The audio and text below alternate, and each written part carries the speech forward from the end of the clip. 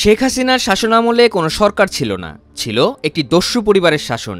British সংবাদ মাধ্যম the গার্ডিয়ানকে দেওয়া এক সাক্ষাৎকারে এমন মন্তব্য করেন অন্তর্বর্তী সরকারের প্রধান উপদেষ্টা ডক্টর মোহাম্মদ ইউনূস। তিনি বলেছেন, ৫ আগস্ট শেখ হাসিনা গাজার মতো বিধ্বস্ত একটি দেশ রেখে গেছেন।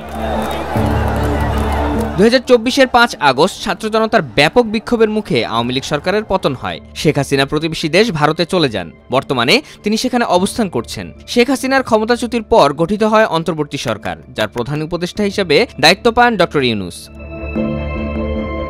গার্ডিয়ানকে দেওয়া সাক্ষাৎকারে প্রধান উপদেষ্টা বলেন, শেখ হাসিনা বাংলাদেশের অপূরণীয় ক্ষতি করেছেন। এটি ছিল সম্পূর্ণরূপে বিধ্বস্ত একটি দেশ, আরেকটি গাজার মতো।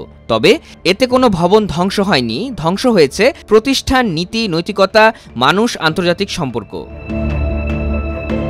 এ সময় সেনাবাহিনীর সঙ্গে নিজের সম্পর্ক নিয়ে ডক্টর ইউনূস বলেন, সেনাবাহিনীর সঙ্গে তার খুব ভালো সম্পর্ক আছে এবং সেনাপ্রধান তাকে কোনো চাপ দিচ্ছেন না।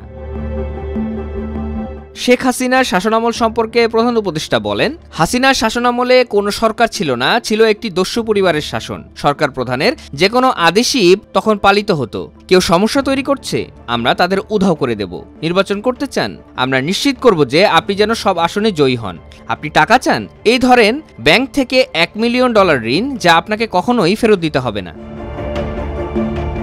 গার্ডিয়ানকে ডক্টর ইউনূস বলেন, জনগণের আমানত লুটপাট করতে ব্যাংকগুলোকে লাইসেন্স দেওয়া হয়েছিল, যেখানে তৎকালীন সরকারের সক্রিয় অংশগ্রহণ ছিল। তারা বন্দুকধারীদের পাঠিয়ে সই করিয়ে নিত। শেখ হাসিনার ভারতে থাকা প্রসঙ্গে প্রধান উপদেষ্টা বলেন, ভারত হাসিনাকে আশ্রয় দিলে তা সহ্য করা হবে, কিন্তু আমাদের করা সবকিছু বাতিল করতে তিনি যে চেষ্টা করছেন, সেখানে ভারতকে একটি প্ল্যাটফর্ম হিসেবে ব্যবহার করতে দেওয়া বিপজ্জনক। এটি দেশকে অস্থিতিশীল করে তোলে।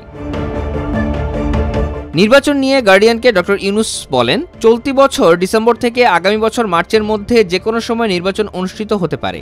আর এ নির্বাচন হবে গত কয়েক দশকের ইতিহাসে সবচেয়ে অবাধ ও সুষ্ঠু নির্বাচন। যুক্তরাষ্ট্রের প্রেসিডেন্ট ট্রাম্পের বিষয়ে ডক্টর ইউনূস বলেন, ট্রাম্প একজন ডিল মেকার, তাই আমি তাকে বলবো, আসুন আমাদের সঙ্গেও চুক্তি করুন। যদি তিনি তা না করেন, বাংলাদেশ কিছুটা ব্যথিত হবে, তবে এই গণতান্ত্রিক প্রক্রিয়া থেমে থাকবে না।